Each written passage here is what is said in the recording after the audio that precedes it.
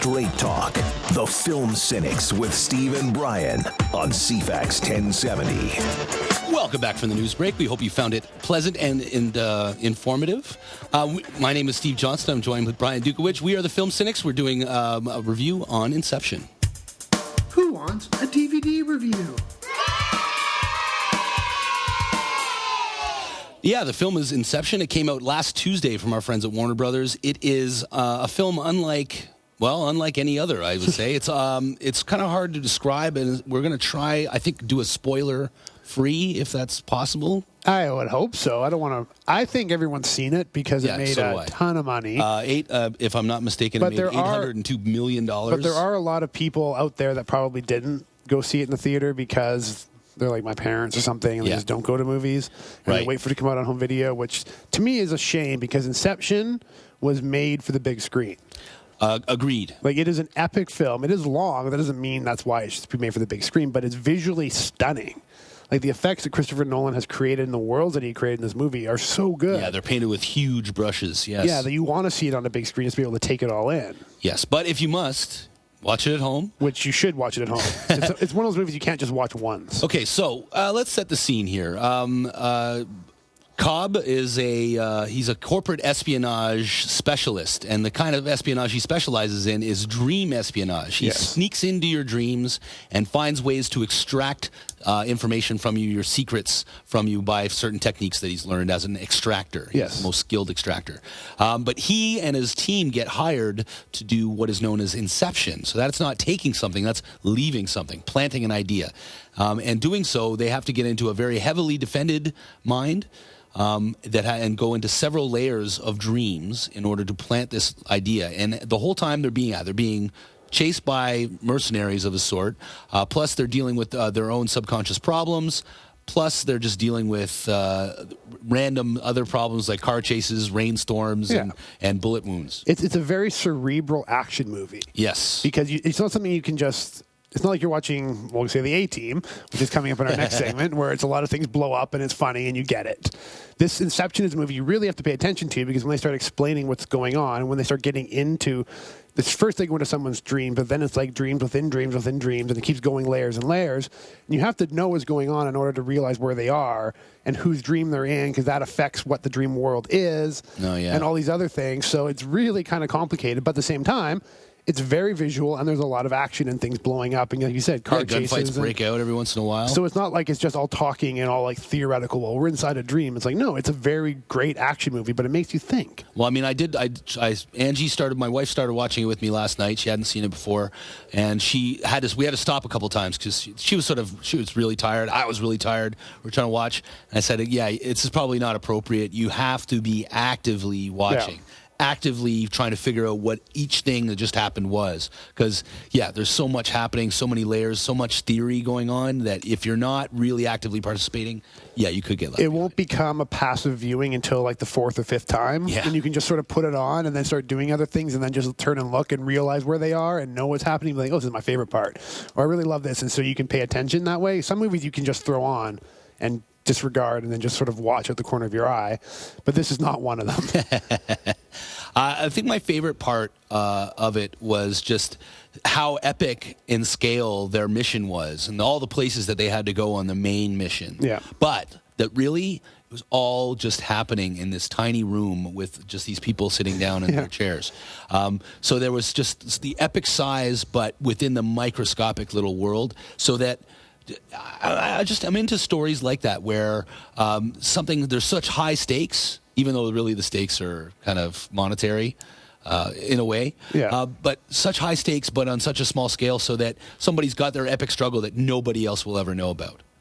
It's interesting like that somebody can struggle that hard against such insurmountable odds and nobody will ever hear about it. Yeah, exactly. And this is one of those things that this movie, for as unrealistic as it is, you can justify what's ever happening because it's all happening in a dream. Mm-hmm. Like when movies, when people jump around the world in a matter of days and they're in all these different places, you're like, oh, really? That's going to happen? Or are you going to be able to really do that? You don't have to worry about those consequences because it's not supposed to be real. They are not in reality. They are in a dream. So they can just all of a sudden wake up in the snow or wake up in a building or wherever they are and it can just change like snap, snap, snap. Well, because it is a dream world. Movies have a lot in common with dreams. Yeah. And I think this Christopher Nolan makes very good use of that. Is able to actually tell a story in a sense that there's sort of a double meaning in there. A lot of people spend a lot of time wondering about whether this whole thing was a dream or not.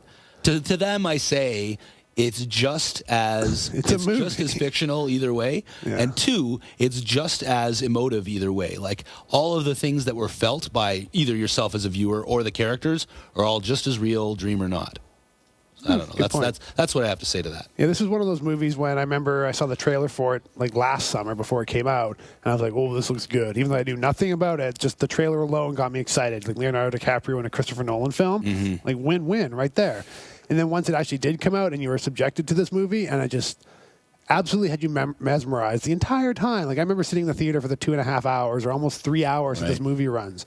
And normally by about an hour and a half I get antsy, but this movie I was just like on the edge of my seat, just like, what's happening now? What's happening now? Couldn't wait for it to end. Then when it did end, I'm not going to go even near talking about that right now. Yeah, we're spoiler-free zone right now, yeah. You're just like, what? Like the entire audience that I was with was just in amazement when the movie ended. Like a collective gasp. And you're just like, it's strange like that, eh? It's so cool. It really grabbed everybody so much. Yeah, but that's what I love about, like, not a lot of movies can do that. It's really hard to get that collective emotion out of everybody in the theater because everyone views it a different way. So when that does happen and you're a part of that, you know you have a winner on your hands. No, yeah, agreed. Who's your favorite character? Oh, that's a tough call. I really have become a fan of Tom Hardy. Yeah. Because I didn't really know much about him before coming into this movie. Like he was in Bronson and a few other things. He sort of popped up. But he was just so cool in this movie playing Eames. Like he's just the cool guy that you kind of want to be like, I kind of want to hang out with him, you know. Yeah, but you can't trust him. He'll steal all your money and your like girlfriend. Daniel Craig and Layer Cake, you know. You just kind of want to be like, I can hang out with that guy. He's going to give you a good time. You know, he was in Layer Cake, eh? He played his assistant. Oh, really? Yeah. Did not know that. Yeah. Everybody in the movie was good, though.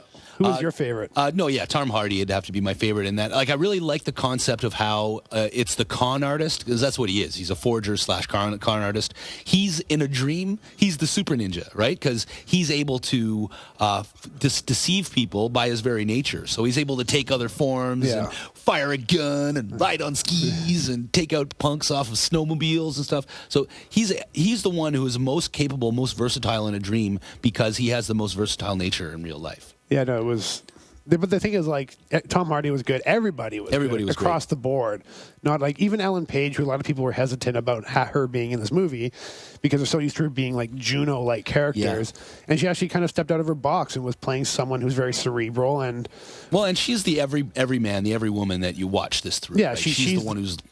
She's there for them to explain everything because they don't have to explain this to themselves when they do it because they all know what they're doing. So they put Ellen Page in there as that character that they explain everything to. So as the audience, you're like, okay, that's why they're doing this or that's why this is happening. Now, Joseph Gordon-Levitt's in this. He also hosts this really cool documentary all about dreaming, which I thought was really cool. And he makes sure everybody knows, like, I'm just regular Joe. People know me as Joseph Gordon-Levitt, but right now I'm regular Joe. So it's a really interesting documentary talking to a number of experts in the field all about the nature of dreaming and what dreaming means. There's also this is a Warner release, so they do take their features pretty seriously. They don't have maximum movie mode in this, but they have what's known as extraction mode. So it's you can watch the film and you'll zoom in and out and get some more inside stuff on the features from Leonardo DiCaprio, Christopher Nolan, and several other members of the cast and crew. Cool. Very cool. Otherwise, it is a little light. There is one thing you can do with the BD Live feature. You can actually sign up through your when you get your Blu-ray player online, and you can get emails from Warner Brothers that actually tell you more about the machine that they use, this Somnus machine, which is really, really neat. So I've been getting these secret emails about a thing that doesn't actually exist. It's you're so easily entertained. It's all just as fictional as I'm saying, but yeah, it's very, very cool if you're into like this sort of the background information because they don't talk a lot about the machine in the movie. No. This is how you learn more about it. It's for the nerds. Yes, of which I am one. So, triple star keeper on here. I got the steel case version from a certain store that I got it at. I'm going to say it's a definite keeper. Like this is a no-brainer. Yeah. You have to have this movie if you're a fan of film. It is like, quite possibly, I'm just going to drop a little hint, might be movie of the year on the end of the year list. It could be. It's in the running for sure, so we'll leave it at that. All right, it came out last Tuesday from our friends at Warner. Yeah, you can check it out. It's Inception. We're going to take a break. When we come back, we're going to be reviewing the A-Team. Stay with us.